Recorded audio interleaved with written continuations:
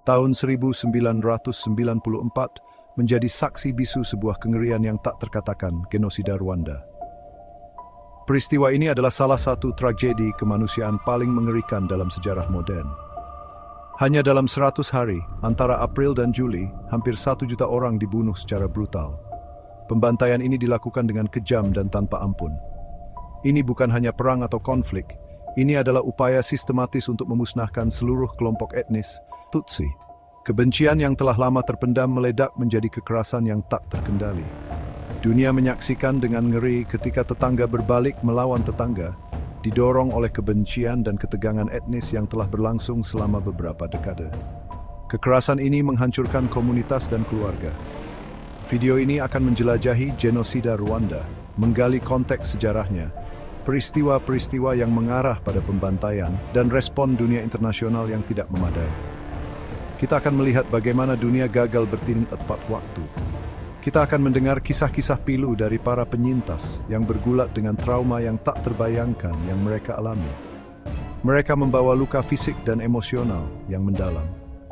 Terakhir, kita akan mengkaji perjalanan Rwanda menuju pemulihan dan pelajaran penting yang dapat dipetik dari babak kelam dalam sejarah manusia ini.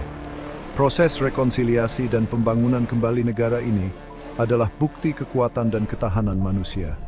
Genosida Rwanda menjadi pengingat keras akan kapasitas manusia untuk kejahatan dan konsekuensi menghancurkan dari kebencian yang tidak terkendali. Ini adalah peringatan bagi kita semua. Ini adalah kisah yang harus diceritakan, diingat dan dipelajari agar kekejaman seperti itu tidak pernah terjadi lagi. Hanya dengan mengingat masa lalu, kita bisa jadi serupa di masa depan. Untuk memahami genosida Rwanda, pertama-tama kita harus memahami konteks sejarah yang menjadi panggung bagi kekerasan yang tak terbayangkan ini. Sejarah ini penuh dengan dinamika sosial dan politik yang kompleks, yang telah membentuk hubungan antara Hutu dan Tutsi selama berabad-abad. Inti dari narasi ini adalah Hutu dan Tutsi, dua kelompok etnis yang telah hidup berdampingan di Rwanda selama berabad-abad. Mereka memiliki sejarah panjang interaksi dan koeksistensi yang sering kali harmonis. Bertentangan dengan kepercayaan umum, kedua kelompok ini tidak inheren terpecah. Mereka memiliki banyak kesamaan yang mengikat mereka bersama. Mereka berbagi bahasa, budaya, dan sejarah yang sama, dengan mobilitas sosial yang cair di antara mereka. Hubungan ini memungkinkan mereka untuk hidup berdampingan dengan damai selama bertahun-tahun. Kedatangan penjajah Belgia pada awal abad ke-20 secara dramatis mengubah tatanan sosial Rwanda. Penjajah membawa serta kebijakan yang memecah belah masyarakat. Orang Belgia yang ingin memperkuat kendali mereka mengeksploitasi perbedaan sosial yang ada antara Hutu dan Tutsi. Mereka memanfaatkan perbedaan ini untuk keuntungan mereka sendiri.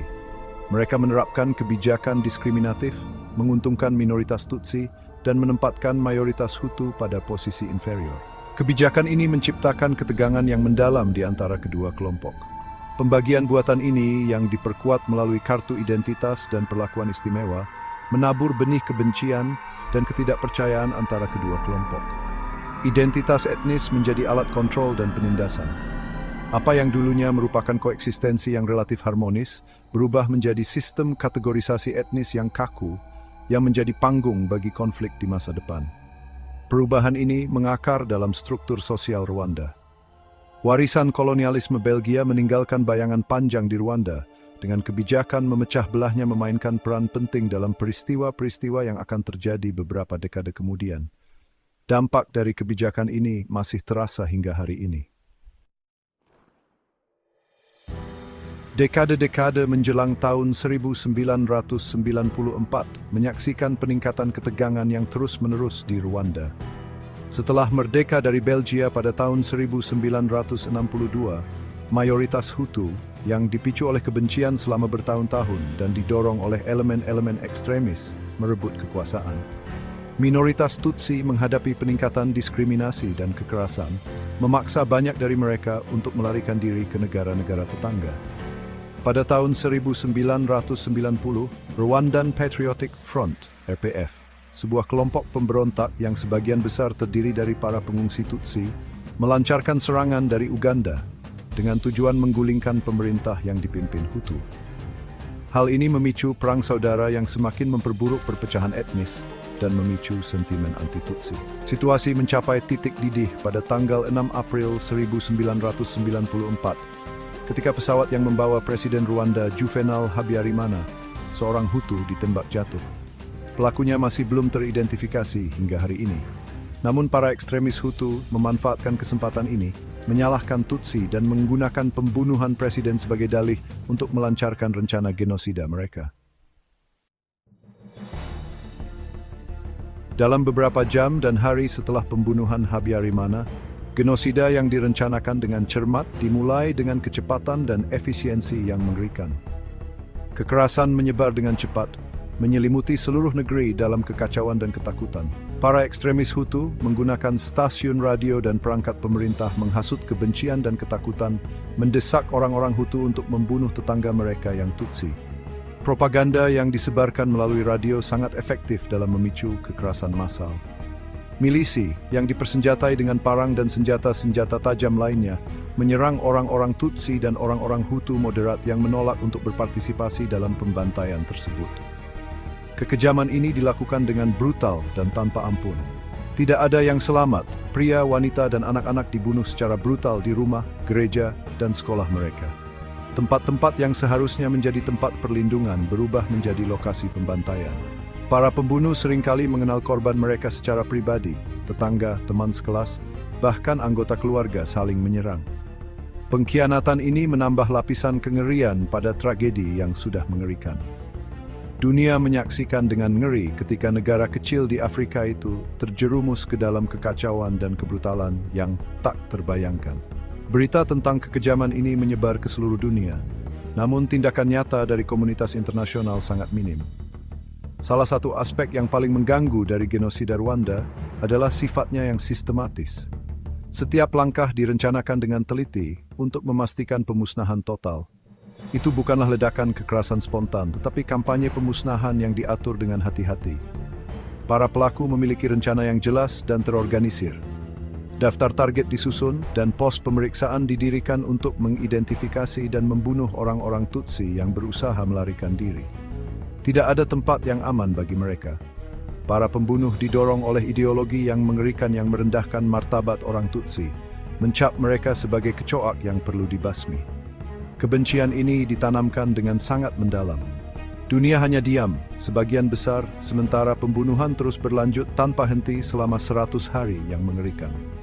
Hindsight subscripting series domdem abnughumis sui tragedi ini. Sementara kekejaman terjadi, dunia hanya diam menyaksikan. Pemerintah dan organisasi internasional terikat oleh birokrasi dan keraguan gagal bertindak. Meskipun ada bukti yang jelas tentang genosida, komunitas global menutup mata.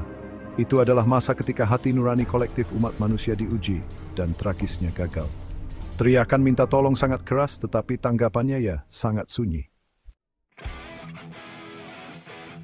Setelah genosida Rwanda, komunitas internasional menghadapi tugas berat untuk menegakkan keadilan. Pengadilan Pidana Internasional untuk Rwanda atau ICTR dibentuk untuk mengadili mereka yang bertanggung jawab atas keatrocities. Selama bertahun-tahun beroperasi, ICTR mendakwa puluhan individu termasuk pejabat militer tingkat tinggi dan pemimpin pemerintah. Pengadilan ini menandai langkah signifikan dalam keadilan internasional meskipun skandal kriminalitas kebesaran dan betfambetset price persidangan. Meskipun mengalami kehancuran, Rwanda telah menunjukkan ketahanan yang luar biasa. Bangsa ini memulai perjalanan pemulihan berfokus pada persatuan dan rekonsiliasi. Pemerintah Rwanda menerapkan kebijakan untuk membangun kembali ekonomi, meningkatkan layanan kesehatan, dan mempromosikan pendidikan. Masyarakat bersatu untuk mendorong perdamaian dan rekonsiliasi, menciptakan rasa identitas nasional yang baru. Saat ini, Rwanda berdesain beta santik world trend manusia. Mengingat masa lalu sangat penting untuk penyembuhan dan mencegah kekejaman di masa depan. Rwanda telah melakukan upaya signifikan untuk menghormati ingatan mereka yang gugur. Tugu peringatan dan museum telah didirikan di seluruh negeri, berfungsi sebagai tempat refleksi dan pendidikan. Tempat-tempat ini memastikan bahwa kengerian genosida tidak pernah dilupakan. dan mereka memiliki peran penting dalam mendidik generasi mendatang tentang pentingnya toleransi dan kemanusiaan. Genosida Rwanda menawarkan pelajaran mendalam bagi dunia. Ini menggarisbawahi bahaya kebencian, perpecahan, dan ketidakpedulian. Ini mengingatkan kita tentang pentingnya intervensi dini dan tanggung jawab komunitas internasional untuk melindungi populasi yang rentan. Dengan belajar dari masa lalu Rwanda, kita dapat berusaha untuk membangun dunia yang lebih adil dan penuh kasih sayang, di mana kekejaman seperti itu tidak akan pernah terjadi lagi.